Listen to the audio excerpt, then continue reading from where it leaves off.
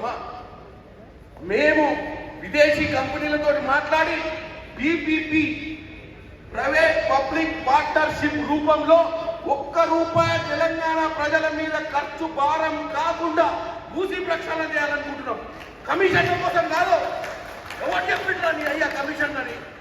పచ్చ కామర్లు వచ్చినోడు పచ్చ కామర్ల లెక్కనే మాట్లాడతాడట.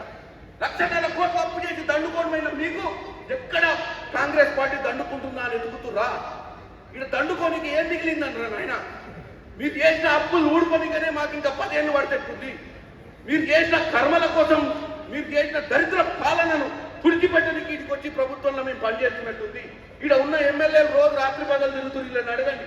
10 నెలలు అయింది వచ్చి దండుకోనికి వచ్చి అనుకున్నావు. మీరు చేసిన దరిద్ర పాలన, మీరు చేసిన తోచుకపోయినటువంటి పాలనను ఈరోజు ప్రజలకు మంచి పాలన దీనికి కష్టపడుతుంది.